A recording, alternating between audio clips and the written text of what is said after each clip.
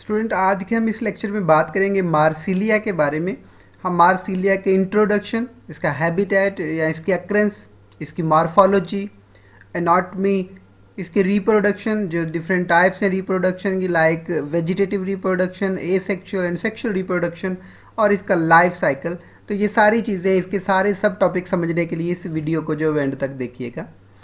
जो हमारे पास मार्सिलिया है, दैट इज़ अ हर्बिशियस प्लांट, जिसका जो स्टेम है वो राइजोमेटिस स्टेम होता है। राइजोमेटिस स्टेम का मतलब होता है एक ऐसा स्टेम जो एक्चुअली राइजोम है, क्योंकि ये अंडरग्राउंड भी हो सकता है और क्रीपिंग भी हो सकता है, इसलिए इस स्टेम को राइजोमेटिस स्टेम बोलते हैं। और इसके जो डिस्कवर किया था वो इटालियन नेचुरलिस्ट मार्सिगली ने इसको जो है वो डिस्कवर किया था। ये जनरली एक्वेटिक या फिर ये एम्फीबियस प्लांट है, मतलब ये जो है वो अपना लाइफ साइकिल का कुछ पार्ट जो है वो ड्राई सॉइल के ऊपर कंप्लीट करता है, जैसे कि इसका रिप्रोडक्शन होती है, और बाकी की लाइफ जो है वो ये एक्वेटिक इकोसिस्टम में स्पेंड करता है। Whole body submerged with just the leaf lamina floating on the surface of water. इसकी जो पेटियोल होते हैं वो लॉन्ग होती है, जैसे कि हम पीछे इसकी पिक्चर में देख चुके हैं। पेटियोल लॉन्ग होने की वजह से वो वाटर के अबव सरफेस पे लेमिना को एक्सटेंड करती है, और बाकी सारे का सारा प्लांट जो होता है वो वाटर के अंदर सबमर्ज्ड होता है। रूट्स एम्बेडेड इन मड और डैम्प सॉइल, अगर ये डैम्प सॉइल के अंदर या वाटर एक्वेटिक इकोसिस्टम में होगा तो रूट्स इसकी वहाँ पे होंगी। मार्सिलिया मिनियोटा एंड मार्सिलिया क्वाड्रिफोलिया, ये इसकी दो जो स्पीशीज़ हैं, ये एक्वेटिक स्पीशीज़ हैं जो मोस्टली जो फ्रेश वाटर के अंदर पाई जाती हैं या मड और डैम्प सॉइल के अंदर। जबकि मार्सिलिया इजिप्टिका, दैट इज़ एम्फीबियस स्पीशीज़, जो बताया कि ड्राई सॉइल पे भी अपनी लाइफ का कुछ पार्ट जो है वो स्पेंड करती हैं। इसमें जो फोर्थ स्पीशी है हमारे पास, दैट इज़ मार्सिलिया हिरसुटा, और ये एक्सट्रीमली जीरोफिटिक स्पीशी है जो रिपोर्ट हुई है जस्ट ऑस्ट्रेलिया के अंदर। जी, ये इसकी प्लांट देखें यहाँ पे, तो ये राइजोमेटिस स्टेम है। राइजोम यानी कि क्रीपिंग या अंडरग्राउंड स्टेम होगा। ये इसके ऊपर यहाँ से जो है वो नोड्स और इंटरनोड से, यहाँ से नोडल पार्ट से पेटियोल्स अराइज होती हैं, जो कि इस लीफ को एक्सटेंड करती हैं। ये लीफ उतना एक्सटेंड होगा जितनी वाटर की डेप्थ होगी, क्योंकि ये फोटोसिंथेसिस प्रोसेस के लिए ये लीफ का जो लेमिना है ये एक्सटेंड होगा बाहर, और बाकी ये सारे का सारा पार्ट जो है वो या तो मड के अंदर होगा या फिर ये वाटर के अंदर होगा। इसी नोडल पार्ट से जो इसकी रूट्स अराइज होती है, ये यहाँ पे ये रूट्स नज़र आ रही हैं, और ये इससे लीफ अराइज होकर ऐसे ऊपर जा रहा है। तो ये राइजोमेटिस जो स्टेम है इसका, जो कि क्रीपिंग है, राइजोम है एक्चुअली, ये नोड्स और इंटरनोड, ये नोड है और यहाँ पे ये इंटरनोड है, इन पार्ट्स के ऊपर मुश्तमिल होता है। इसमें यहाँ पे इसके वेजिटेटिव जो एसेक्सुअल रिप्रोडक्शन के लिए स्पोर बेरिंग बॉडी यानी कि स्पोरोकार्प लगे होते हैं इस लीफ की पेटियोल की बेस के ऊपर, और ये जो स्पोरोकार्प होते हैं ये डिफरेंट स्पीशीज़ में इनकी अरेंजमेंट जो है वो डिफरेंट होती है। इसकी प्लांट बॉडी को स्पोरोफिटिक प्लांट बॉडी कहते हैं, और ये इस तरह से रूट, स्टेम और लीफ में डिफ्रेंशिएटेड होती है, जैसे कि इसमें दिखाया है यहाँ पे। अगर बात करें इसके स्टेम की, राइजोमेटिस स्टेम की, तो ये the stem is long, cylinder and freely branched. ये फ्रीली ब्रांच्ड है, ये देखिए यहाँ से भी ब्रांच निकल रही है और फिर इससे आगे भी ब्रांच निकलेंगे। It is differentiated into nodes और इंटरनोड, ये बताया यहाँ पे, ये नोडल पार्ट है, ये भी नोडल पार्ट है, और ये दरमियान वाला जो डिस्टेंस है दिस इज़ कॉल्ड इंटरनोड। और इंटरनोड जो होते हैं उसमें काफ़ी लॉन्ग होते हैं, बट कुछ स्पीशीज़ में जो वो शॉर्ट भी इंटरनोड जो है रिपोर्टेड किए गए। The production of underground tubers, जो कि इसके वेजिटेटिव पार्ट का रिप्रोडक्शन का एक पार्ट है कि वो ट्यूबर से होती है, मार्सिलिया हिरसोटा के अंदर वो भी जो है वो देखने में आई है।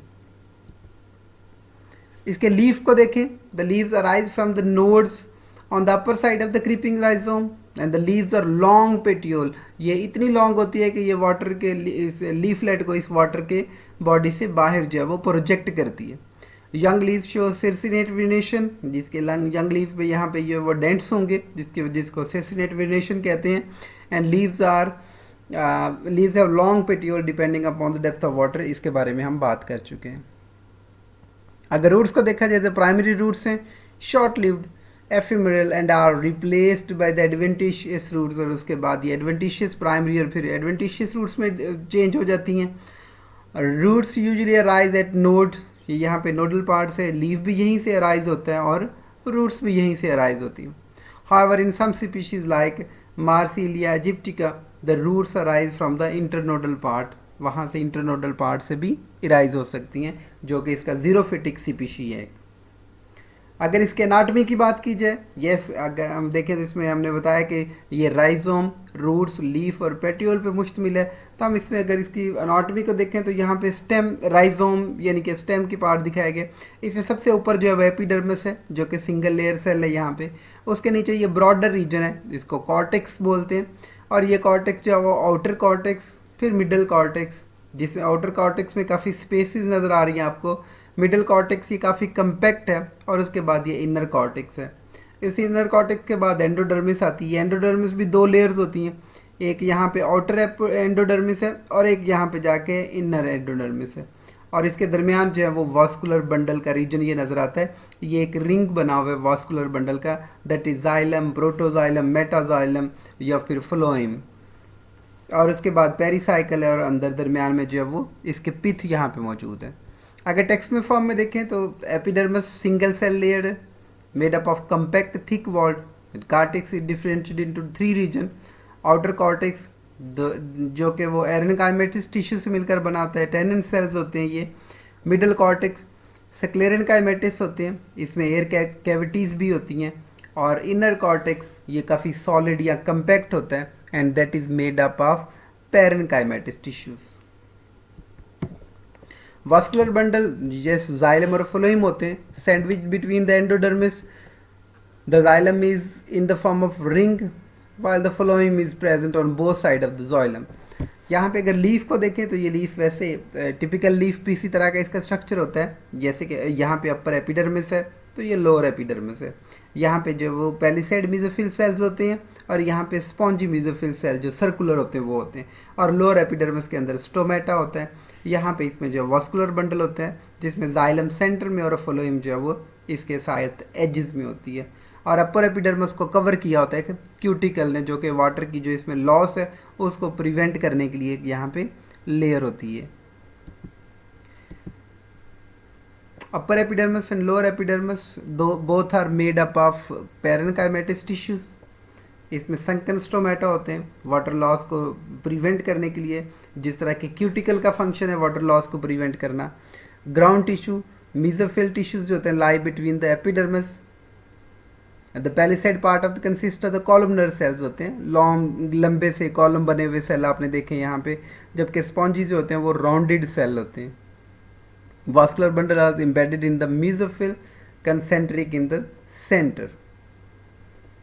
Central core of xylem surrounded by the phloem. दरमियान में जाइलम होता है और बाहर उसके फ्लोएम. ये हम पिक्चर में यहाँ पीछे देख चुके हैं. रिप्रोडक्शन पार्ट की बात की जाए तो यहाँ पे रिप्रोडक्शन 3 तरह की है, vegetative, asexual and sexual. Vegetative reproduction with the help of the tuber, ये small buds होते हैं and these contain reserved food material and these arise from the subterranean branches. और जब unfavorable condition होगी तो ये खुद को hide कर लेते हैं, और जब favorable condition होंगी तो they will germinate to form the new plant. तो vegetative reproduction by tuber होती है मार्सिलिया के अंदर. asexual reproduction with the help of spores और मार्सिलिया जो होता है that is heterosporous. Heterosporous mean it produces 2 type of spores, microspores and megaspores. और ये जो microspores या megaspores होते हैं these are produced within the sporocarp. यहाँ पे ये मैंने बताया था पहले भी जब आप इसकी मॉर्फोलॉजी की बात कर रहे थे कि ये स्पोरोकार्प जो है वो इसके लीफ की बेस के ऊपर होते हैं. ये स्पोरोकार्प जो होते हैं वो डिफरेंट अरेंजमेंट्स में हो सकते हैं. ये बीन शेप टू ओविड होते हैं और जब ये यंग होंगे तो ये सॉफ्ट और ग्रीन होंगे, लेकिन जब मेच्योर हो जाएंगे तो फिर ये डार्क ब्राउन हो जाएंगे. और ये इसमें जो बेसल पार्ट पे होते हैं और इसमें अरेंजमेंट है. यहाँ पे देखें मार्सिलिया पोलीकार्पा. यहाँ पे अगर स्पोरोकार्प बहुत ज़्यादा होंगे, ये रो के अंदर है इस तरह से, तो इसको कहेंगे मार्सिलिया पोलीकार्पा. मार्सिलिया क्वाड्रीफोलिया. क्वाड्रीफोलिया यहाँ पे ये इस तरह से फोलिएज से बनी हुई है. 4-3 अरेंजमेंट है यहाँ पे. पोलीकार्पा है यहाँ पे, ये पोलीकार्पा आ गया. मिनियोटा यहाँ पे अगर स्मॉल स्पोरोकार्प होंगे तो मिनियोटा है. एंड इस तरह से फर्दर इसकी अरेंजमेंट जो है वो. स्ट्रक्चर अगर स्पोरोकार्प का देखा जाए तो ये स्टाक है, इसके यहाँ पे जिसको पेडंकल भी कहते हैं, ये यहाँ पे ये वाली जो इसकी स्टॉक है इसको पेडंकल कहते हैं, और बाकी ये सारा पार्ट जो वो इसका बॉडी ऑफ द स्पोरोकार्प कहलाते हैं। Stalk is fused with to the sporocarp forming an, ये स्टाक या ये जो पेडंकल है ये इस बॉडी के दरमियान फ्यूज होती है इसके साथ, और यहाँ पे एक जो है वो रिज होती है जिस रिज को रफ कहते हैं। Outer wall is much hard, ये वाली बहुत ज़्यादा हार्ड होती है क्योंकि जब ये डिसइंटीग्रेट होगी, ब्रेक होगी, तो ये स्पोर्स जो हैं वो बस्ट होकर बाहर आएंगे।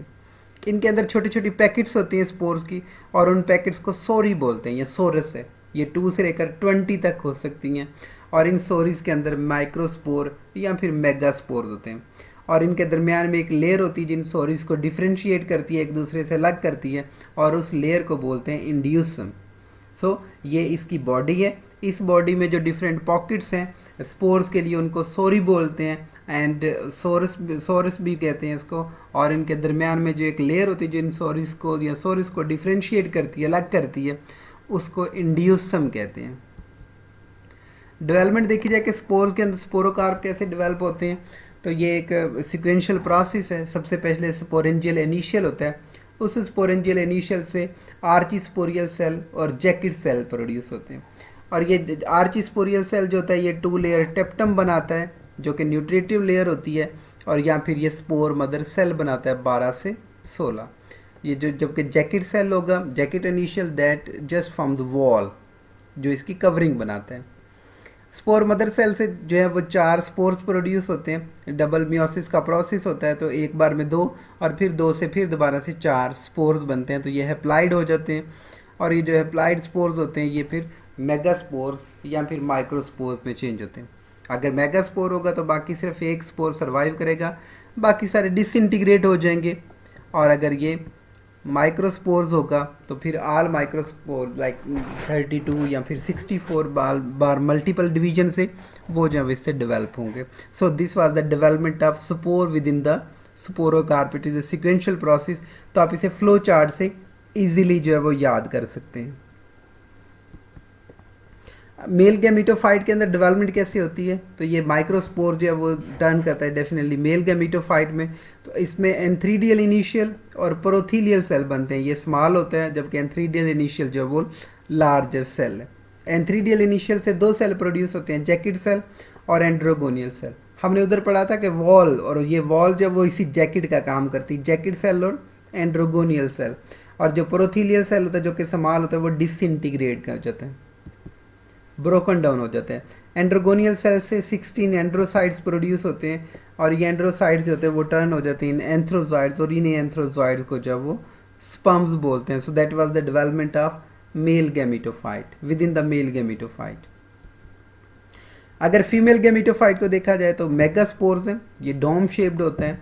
एपिकल सेल जिसको बीक बोलते हैं ये ऊपर वाला, या फिर इसे आर्चिगोनियल इनिशियल कहते हैं, ये इससे बनता है, और एक लार्जर सेल बनता है। ये जो लार्जर सेल होता है इसकी फर्दर कोई डिवीजन नहीं होती, जबकि जो एपिकल सेल है ये कवर सेल या फिर सेंट्रल सेल बनाता है। कवर सेल, वॉल सेल या जैकेट सेल, इन सब का एक ही काम होता है, कवर, प्रोटेक्शन या जैकेट फ्राहम करना। ये नेक बना देता है कवर सेल, जबकि सेंट्रल सेल जो वो canal cell and ventral cell में डिवाइड हो जाते हैं। और ये जो वेंट्रल सेल होता है दैट टर्न इनटू ओवोस्फीयर, जिसके अंदर एग होता है।